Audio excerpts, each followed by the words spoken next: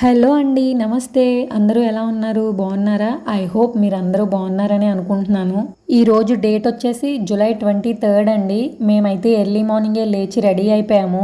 ఈ వీడియోలో వచ్చేసి ఉజ్జయినిలో మేము ఏ ప్లేసెస్కి వెళ్ళాము, ఏమేం చూసాము అనేది మాత్రం చెప్తానండి. ఉజ్జయిన్ మహాకాళేశ్వరుడికైతే మొదటి హారతి భస్మారతి అండి. ఇదైతే మనం ఆన్లైన్లో అయితే టికెట్స్ బుక్ చేసుకోవాలి. బట్ 2 months ముందు నుంచే ట్రై చేస్తే అవుతుందో అవదో కూడా కష్టం. అండ్ ఆఫ్లైన్లో వచ్చేసి రోజుకొచ్చి 100 మెంబర్స్కే ఇస్తారు. మ్యాక్సిమం ఆన్లైన్లో బుక్ చేసుకోవడానికే ట్రై చేయండి. ఆఫ్లైన్లో అయితే చాలా కష్టం. మన ఇండియా మొత్తం మీద 12 జ్యోతిర్లింగాలు ఉన్నాయండి.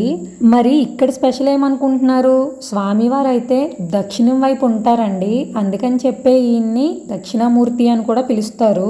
మార్నింగే అయితే 4 గంటల నుంచి 6 గంటల లోపు అయితే భస్మారతి ఇస్తారండి. అప్పుడైతే ఓన్లీ ఎవరైతే టికెట్స్ తీసుకున్నారో వాళ్ళకి మాత్రమే ఎలా ఉంటుంది. 6 దాటిన తర్వాత అయితే ఎవరైనా వెళ్ళొచ్చు. ఇంకా మార్నింగ్ 6 నుంచి నైట్ 10 వరకు అయితే ఓపెన్లోనే ఉంటుందండి. సో ఎప్పుడైనా మీరు వెళ్ళి విజిట్ చేయొచ్చు. అండ్ మనం అయితే స్వామివారిని చూడడానికి ఫ్రీ లైన్లోనూ వెళ్ళొచ్చు. అండ్ అలానే 250 రూపీస్ మనం టికెట్ తీసుకుని కూడా వెళ్ళొచ్చు. ఇంకా మా వాళ్ళు డిఫెన్స్ కాబట్టి మేమైతే గేట్ నెంబర్ 1 నుంచి అయితే వెళ్ళిపోయామండి. ఇఫ్ ఇన్ కేస్ మీరు కూడా ఉజ్జయిన్ వెళ్ళాలి, డిఫెన్స్ వాళ్ళే అయితే గేట్ నెంబర్ 1 నుంచి వెళ్ళండి. మీకు చాలా ఈజీగా అవుతుంది.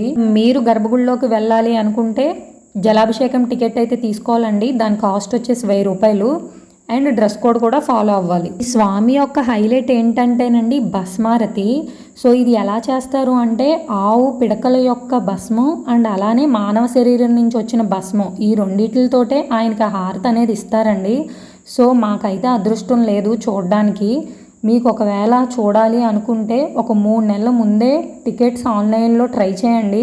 దొరికితే మీరు చాలా అదృష్టవంతులనే చెప్పాలి. 12 జ్యోతిర్లింగాలలో కేవలం 3 ప్రదేశాల్లో మాత్రమే శక్తిపీఠము అండ్ జ్యోతిర్లింగం కలిసి ఉన్నాయండి. ఆ 3 ప్లేసెస్లో ఉజ్జయిని అనేది ఒకటండి. సో అందుకని చెప్పి ఎక్కువ మంది వస్తారు ఇక్కడికి. మా అదృష్టం అనే చెప్పాలో ఏమో తెలియదు కానీ మేము వెళ్ళిన రోజునైతే జనం చాలా తక్కువ మందే ఉన్నారు. అండ్ మేము ఎర్లీ మార్నింగే 6:30కి అలా వచ్చేసాం గుడికి. మేబీ అందువల్ల కూడా అవ్వచ్చు. అండ్ ఇక్కడ మెయిన్ పాయింట్ వచ్చేసండి, మీరు టెంపుల్ లోపలికి కూడా మొబైల్స్ అనేది ఎలా ఉంటుంది. కాకపోతే గర్భగుడిలో మాత్రం క్యాప్చర్ చేయనివ్వరండి. సో అదొక్కటి మీరు చూసుకోవాలి. అండ్ ఇంకా మేమైతే ఒక పూల బాస్కెట్ అండ్ ప్రసాదం కూడా తీసేసుకున్నామండి. మన సైడ్ లాగా కొబ్బరికాయలు, పసుపు, కుంకుమ, అక్షింతలు ఇవేమీ ఉండవు. జస్ట్ ఫ్లవర్స్ అండ్ ప్రసాదం బాక్స్ ఒకటే. వచ్చేసి ఎంట్రన్స్ అనమాట అండి. నేను ఆల్రెడీ మెన్షన్ చేశాను కదా, మా వాళ్ళైతే డిఫెన్స్ కాబట్టి మేము గేట్ నెంబర్ 1 నుంచి వెళ్తున్నాము. మేబీ అందువల్ల కూడా ఫ్రీగా ఉండొచ్చు. ఇంకా లోపలికి ఎంట్రన్స్ అవ్వగానే ఎటు చూసినా ఆ శివయ్యే కనిపిస్తాడు. ఒళ్ళంతా పులకరించిపోతుందండి మనకి. హర హర మహాదేవ్ అని అందరి నుంచి ఒకటే మాట అండి. అవన్నీ వింటుంటే మనకి గూస్ బంప్స్ వస్తాయి. శ్రావణ మాసంలో అయితే ఇక్కడ లోకల్స్ ఎక్కువ వస్తూ ఉంటారంటండి. అస్సలు ఖాళీ ఉండదంట. మాక్సిమం మీరు శ్రావణ మాసంలో ప్లాన్ చేసుకుంటుంటే ఒకసారి ఆలోచించుకోండి. అండ్ ఇదైతే మెయిన్ అనమాట అండి. ఇక్కడైతే ఫోన్స్ ఎలా ఉండదు కాబట్టి మా వారు జస్ట్ 1 సెకండ్ అలానే క్యాప్చర్ చేశారు. మీకు పైన స్క్రీన్ మీద కనిపిస్తుంది కదండి, దాని కింద ఉన్నదే గర్భగుడి అనమాట. మీకు లోపల ఏం జరుగుతుందో ప్రతిదీ ఆ స్క్రీన్ మీద అయితే కనిపిస్తుంది. ఎంతో దూరం నుంచి ఎన్నో కష్టాలు పడి ఇక్కడ వరకు వచ్చిన తరువాత మనకు ఆయన చూడగానే అవన్నీ మర్చిపోతాం. నేనైతే 2 నిమిషాలు ఎవ్వరు ఎన్నిసార్లు జరుగు జరుగు అన్నా సరే ఎటు జరగకుండా ఆయన్నే చూస్తూ ఉండిపోయాను. ఇప్పటికీ స్టిల్ నేను కళ్ళు మూసుకుని అది తలుచుకుంటూ ఉంటే నాకు ఆయన చాలా క్లియర్ గా గుర్తున్నారు. మా వారైతే ఏదోలాగా చిన్న చిన్న క్లిప్స్ అయితే తీసారండి. సెక్యూరిటీ వాళ్ళు చూస్తే మాత్రం ఊరుకోవట్లేదండి. మీరు ఆ చుట్టుపక్కల తీసుకున్న ప్రాబ్లం ఉండదు కానీ ఆ గర్భగుడిని మాత్రం తీయకూడదు అని చెప్తున్నారు. అండ్ ఇంకా మేమైతే ఆయన్ని మనసు నిండుగా నింపేసుకుని అయితే వచ్చేసామండి. ఇంకా మనం దర్శనం అయ్యి బయటకు వచ్చాక అయితే చిన్న చిన్న గుళ్ళు అయితే ఉంటాయండి. అవన్నీ చూసుకుని బయటకు వచ్చాక ఒక ఆటో అయితే మాట్లాడుకున్నాము. ఒకవేళ మీరు కనుక ఇక్కడికి వస్తే ఒక ప్యాకేజ్ లాగా మాట్లాడుకోండి. మనకైతే 5 టెంపుల్స్ ని చూపిస్తారు వాళ్ళు. దాన్ని బట్టి ఎంతమంది వెళ్తున్నారు అనేది కేర్ఫుల్ గా చూసి మాట్లాడండి. అండ్ మేమైతే ఫస్ట్ సంతీపని ఆశ్రమానికి వెళ్ళామండి. ఇక్కడ స్పెషల్ ఏంటంటే శ్రీకృష్ణుడు బలరాముడు కూడా ఇక్కడే విద్యాభ్యాసం చేశారు. మనమైతే నందిని ప్రతి చోట కూర్చుని చూస్తామండి. బట్ ఇక్కడైతే నంది నుంచుని ఉంటది. కెమెరా అయితే ఆన్ చేయొద్దు అన్నారండి. సో అందుకని చెప్పి నేను చిన్నగా ఒక క్లిప్ అయితే తీసేసి ఆఫ్ చేసేసాను. ఇంకోటి వచ్చేసి ఇక్కడ చిన్న చెరువులా ఉంటది. అది శ్రీకృష్ణుడు తన గురువైనటువంటి సంతీపుడికి వివిధ ప్లేసెస్ నుంచి నీళ్లు తీసుకొచ్చి దాంట్లో వేసాడంటండి. మహర్షి స్నానం అది చేయడానికి అని చెప్పి చెప్పాను కదండి, నంది నుంచుని ఉంటదని. మీరైతే అబ్జర్వ్ చేయొచ్చు. ఇక్కడ నుంచి 2 కిలోమీటర్స్ దూరంలో మంగళనాథ్ మందిర్ అయితే ఉంటది. ఈ మందిర్ స్పెషల్ ఏంటంటే ఇండియాకి సెంటర్ పాయింట్ లో ఉంటదండి. ఎగ్జాక్ట్ గా పైన అయితే అంగారక గ్రహం ఉంటది. మంగళ గ్రహాన్ని కుజగ్రహం అని కూడా అంటారు. ఇక్కడ ఎవరికైతే కుజ దోషాలు గ్రహ దోషాలు ఉన్నాయో వాళ్ళైతే పూజలు చాలా చేయించుకుంటున్నారండి. ఇండియా మొత్తం మీదే మంగళ గ్రహానికి ఉన్న ఏకైక మందిర్ అండి ఇది. అండ్ అలానే ఇక్కడ శివుడే ఈ విధంగా వెలిచాడు అని అయితే నమ్ముతున్నారు. అండ్ ఇంకొక తీరి కూడా చెప్తున్నారండి. అదేంటంటే శివుడు యుద్ధం చేసినప్పుడు ఆయన యొక్క చెమట చుక్క ఇక్కడ పడిందంట. సో ఆయనే ఇలా ఆవిర్భవించాడు అనేది ఇంకొక కథనం కూడా ఉంది. అండ్ ఈ స్వామికి వాహనం వచ్చేసి మేషం అండి. సో మనకి ఏవైతే కోరికలు ఉన్నాయో అవన్నీ ఆ చెవిలో అయితే చెప్తున్నారు. ఇండియా మొత్తం మీద మీరు ఎక్కడికి వెళ్ళినా ఇటువంటి వాహనాన్ని అయితే చూడలేరు. సో ఇదే ఏకైక మందిర్ మంగళనాథ్ మందిర్ అండి. ఒకవేళ ఉజ్జయిని వస్తే ఖచ్చితంగా ఇది విజిట్ అయితే చేయండి. చాలా బాగుంది టెంపుల్ వచ్చేసి. గర్భగుడిలో ఉన్న స్వామిని అయితే క్యాప్చర్ చేయలేకపోయాం, ఏమీ అనుకోకండి. ఇంకా మనం బయటకు వచ్చేస్తే ఆంజనేయ స్వామి అయితే ఇలా కనిపిస్తారు. ఈ మందిర్ వచ్చేసి 3 ఫ్లోర్స్ ఉంటుందండి. సెకండ్ ఫ్లోర్లో కుజదోషాలు గ్రహ దోషాలు ఇటువంటివి చేస్తారు. అండ్ థర్డ్ ఫ్లోర్లో వచ్చేసి ఇలా దేవుడైతే ఉంటాడు. ఇక్కడి నుంచి అయితే మనం గణేష్ టెంపుల్కి గడికాళిక టెంపుల్కి అయితే వెళ్తామండి. ఇక్కడ గణేష్ టెంపుల్లో వచ్చేసి శ్రీకృష్ణుడే ఇక్కడికి వచ్చి స్వయంగా పూజ చేసేవాడని అయితే నమ్ముతున్నారు.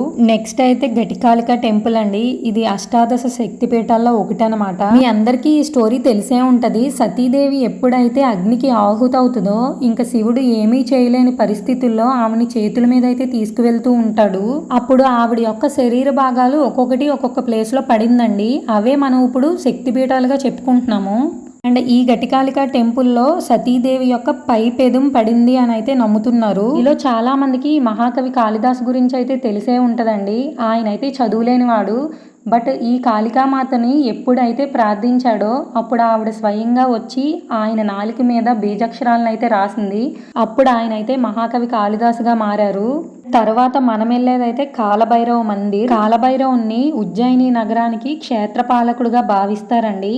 ఈయనకు వచ్చేసి మద్యం ప్రసాదం అనమాట. ఇక్కడ వచ్చేసి మద్యం షాప్ అయితే ఉంటదండి. సో దాన్నే తీసుకుని వెళ్తారు. కొంచెం ఆయనకి సమర్పించిన తర్వాత తిరిగి మళ్ళీ మనకది ప్రసాదంగా ఇచ్చేస్తారు. అండ్ మనం సమర్పించిన మద్యం అనేది ఆయన నిజంగానే తాగుతారంటండి. అది ఎక్కడికి వెళ్తుందో ఇప్పటికీ సైంటిఫిక్ గా ఎవ్వరికీ తెలీదు. నాకైతే మహాకాళేశ్వర్ మందిర్ కంటే ఈ కాలభైరవుని మందిర్లోనే ఎక్కువ టైం అయితే పట్టిందండి. ఉజ్జయిన్ వచ్చే వాళ్ళందరూ ఫస్ట్ ఈ మందిర్ని చూసుకున్న తర్వాతే మహాకాళేశ్వరుని అయితే చూడడానికి వెళ్తారు అంట. బట్ మేమైతే మాత్రం ముందు అక్కడికి వెళ్ళి తర్వాత ఇక్కడికి వచ్చాము. ఉజ్జయిన్ వస్తే మాత్రం ఖచ్చితంగా ఈ మందిర్ని చూసే వెళ్ళండి. ఇంకా ఈ సాధువు అయితే వెళ్లే వాళ్ళని పిలిచి మరీ ఆపి బొట్లు పెట్టిన తర్వాత మనీ అయితే అడిగి తీసుకున్నారండి. ఆ వారైతే పిచ్చ తిట్లు తిట్టారు, ఎందుకు ఆగారు అని చెప్పి. ఇదంతా బిజినెస్ అండి. వాళ్ళకి 100 మాటలు అయితే చెప్తారు. మంత్రాలు యంత్రాలు తాళ్ళు అది ఇది అని 100 అయితే చెప్పాడు మాకు. మేమైతే అవి ఏమీ కేర్ చేయలేదు. ఇటువంటి వాళ్ళనైతే మనం రోడ్డు పొడుగు చూస్తూనే ఉంటాం. అసలైన సాధువులు అయితే ఎవ్వరూ భిక్షాటన చేయరు. మనం ఇచ్చినా కొంతమంది తీసుకుంటారు, కొంతమంది తీసుకోరు. ఇక మేము కాలభైరవుని అయితే దర్శించేసుకుని రూమ్కి వెళ్ళిపోదామని అయితే స్టార్ట్ అయ్యామండి. అండ్ మేము వచ్చి మార్నింగ్ నుంచి టిఫిన్స్ ఏమీ తినలేదు. సో అందుకని చెప్పి ఇప్పుడు ఒక చోట అయితే టిఫిన్ కాగాలి. ఎంటైర్ ఉజ్జయిని ట్రిప్లో మేము తిన్నది వరస్ట్ ఫుడ్ అండి. ఇది చూడడానికి మాత్రం సాంబార్ ఇడ్లీ పెసరట్టు ఉప్మా అని అన్ని ఫొటోస్ ఉన్నాయి. బట్ ఎంత వరస్ట్గా ఉందో. ఇక్కడికి తినడానికి మన సౌత్ వాళ్ళు చాలా మందే వస్తున్నారండి. బట్ ఫుడ్ చూసాకైతే మేము చాలా డిసప్పాయింట్ అయ్యాం. కొబ్బరి చట్నీ అంటండి. ఆ కొబ్బరి చట్నీ అయితే ఎండు కొబ్బరిలో నీళ్లు కలిపేసి తాలింపు పెట్టేసి ఇచ్చాడు అంతే. సాంబార్ కూడా వరస్ట్గా ఉంది. ఆ వారైతే గట్టిగానే వేసుకున్నారు వాళ్ళతోటి. ఎందుకంటే మేము కట్టిన బిల్లుకి 1% కూడా వాళ్ళు న్యాయం చేయలేదు. అక్కడ ఏదోలాగా తినేసి ఇంటికైతే స్టార్ట్ అయ్యామండి. ఇక్కడైతే ఒంట్లు అయితే కనిపించాయి మాకు. పిల్లల్ని ఎక్కిద్దామని అయితే తీసుకొచ్చాము. మా డియాన్షి అయితే చాలా భయపడిపోయింది. బట్ ఈ బుడ్డోడు అయితే బాగానే ఎక్కాడు. ఇప్పుడు మార్నింగ్ 4:30కి లేచి రెడీ అయ్యి బయటకైతే వచ్చామండి. అప్పటి నుంచి తిరుగుతానే ఉన్నాం. టిఫిన్ కూడా చాలా లేట్ అయిపోయింది. అందుకని ఒళ్ళంతా పులిసిపోయింది అనమాట. కొంచెం సేపు అయితే రెస్ట్ తీసుకోవాలి. ఆ వాళ్ళైతే ఈ స్టెప్స్ ఎక్కడానికి అయితే చుక్కలు చూసేసారు పాపం. రూమ్కి వచ్చేసరికి అయితే 12:30 అలా అయిందండి. ఇంకా మేము కాసేపు రెస్ట్ తీసుకున్నాము. ఈవినింగ్ బయటికి వెళ్ళేది ఉంది. అమ్మవారి యొక్క శక్తిపీఠాన్ని అయితే చూపిస్తాను. సో మీరు ఎక్కడ స్కిప్ చేయకుండా అయితే చూస్తూ ఉండండి. నేను లేచే వచ్చేసరికి అయితే 3:30 అలా అయిపోయింది. మా వారైతే ఫుడ్ ఆర్డర్ చేసేసారు రూమ్కే. వెళ్ళే ఓపిక కూడా లేదు. ఫుల్గా తినేసి అయితే మళ్ళీ ఫ్రెష్ అయిపోయామండి. ఈవినింగ్ 5:30 అలా అయితే బయలుదేరాము రూమ్ నుంచి. అండ్ ఇప్పుడు మనం వెళ్ళబోతుంది అయితే ఉజ్జయిని యొక్క కారిడార్ అండి. అక్కడ మహారాజ్ విక్రమాదిత్య స్టాచ్యూ అయితే ఉంటది. మేము ఇలా స్టార్ట్ అయ్యామో లేదో చాలా పెద్ద వాన, ఎటు షాపింగ్ చేయడానికి ఏమీ లేదు. ఇంకా డైరెక్ట్గా అక్కడికే వెళ్ళిపోయాము. ఉజ్జయినిలో ఉన్న 3 రోజులు కూడా కంటిన్యూస్గా వాన కురుస్తూనే ఉందండి. అందుకో కొంత మాకు కొంచెం తిరగడానికి ఇబ్బంది అయ్యింది. ఇదైతే ఎంట్రన్స్ ఆర్చ్ అండి. లోపలికి వెళ్ళడానికి అయితే మనకు ఒక బ్రిడ్జ్ లా ఉంటది. నైట్ టైం అయితే ఇది చాలా బాగుంటదంట. ఆస్థాన కవుల్లో అయితే కాళిదాస్ కూడా ఒకరు. అండ్ మనం చిన్నప్పుడు చదువుకున్నాం కదా బేతాళ విక్రమాదిత్య కథలు. సో ఆయనే ఈయననమాట. మోస్ట్ ఇదంతా తిరగడానికి అయితే 2 కిలోమీటర్స్ పట్టిందండి. మా వాళ్ళు అందరూ అలసిపోయారు. ఇంకా అందుకనే మోమోస్ అయితే లోపలేసేసాము. ఇంకా ఇప్పుడైతే మనం రామ్ ఘాట్ కి అయితే వెళ్తున్నామండి. 6 అయితే అవుతుంది టైము. సో ఇక్కడ హారతి ఇస్తారు గంగామాతకి, అందుకని చెప్పి స్టార్ట్ అయ్యాము. ఈ రామ్ ఘాట్ యొక్క ప్రత్యేకత ఏంటంటే దశరథ మహారాజు కాలం చేశాక శ్రద్ధ కర్మలన్నీ అయిపోయాక శ్రీరాములు వారు ఇక్కడే స్నానం చేశారంటండి. అందుకనే దీన్ని రామ్ ఘాట్ అంటారు. మీరు ఇప్పుడు ఒకటి అబ్జర్వ్ చేశారా అండి, ఒక ముగ్గురు అయితే గంగామాతకి హారతి ఇస్తున్నారండి. అది కూడా ఒక బిజినెస్ అనమాట. మనిషికి వచ్చి 101 రూపాయి ఇస్తే మనకు అలా హారతి ఇచ్చే అవకాశం అయితే దొరుకుతుందండి. నాకు అలా అవసరం లేదు అనుకుంటే మనకి ఇలా చిన్నగా తాళి లాంటిది ఇస్తారు, ఫ్లవర్స్ అండ్ దీపం పెట్టి. ఇంకా మన చేతులతో మనమే దీపారాజన చేసి అయితే ఆ ఘాట్లో వదలొచ్చండి.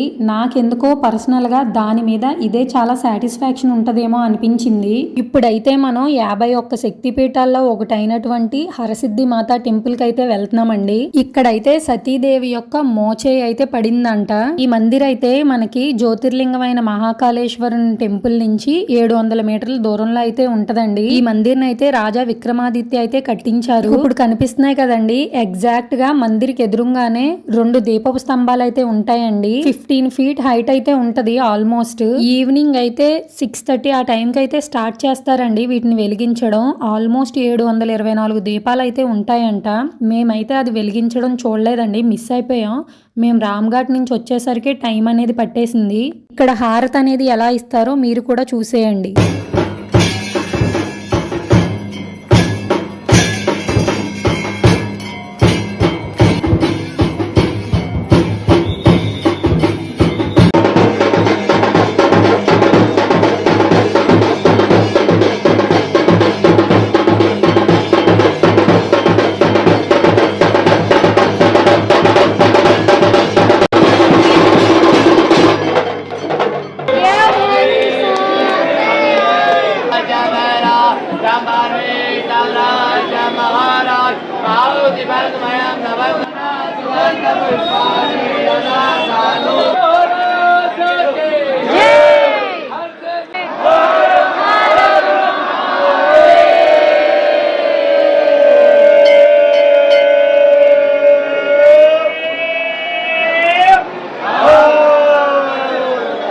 ఎలా అనిపించింది అనేది కామెంట్ సెక్షన్లో అయితే చెప్పండి. మేము ఇంకా సరిగ్గా క్యాప్చర్ చేయలేదు, ఎందుకంటే జస్ట్ ఆ మూమెంట్ని అయితే మేము ఎంజాయ్ చేసాము. నాకైతే బాడీ అంతా త్రూ అవుట్ గూస్ బంప్స్ ఉంటానే ఉంటాయండి. అంత బాగా వాయించారు, నేనైతే మాటల్లో ఎక్స్ప్లెయిన్ చేయలేను అది. ఒకవేళ మీకు కనుక వీలుంటే తప్పకుండా ఎక్స్పీరియన్స్ మీరు కూడా చేయండి. అమ్మవారిని అయితే మీరు కూడా చూసేయండి. వీడియో ఎడిటింగ్ కి అండ్ వాయిస్ ఓవర్ ఇవ్వడానికి నేనైతే 3 days చాలా కష్టపడ్డానండి. ఐ హోప్ మీరు అందరికీ చాలా నచ్చిందనే అనుకుంటున్నాను. మీరు ఇచ్చే లైక్ అయితే నా వీడియోని ఇంకా ముందుకు తీసుకెళ్తుంది. ఇంకా ఎవరైనా సబ్స్క్రైబ్ చేసుకోకపోతే ప్లీజ్ సబ్స్క్రైబ్.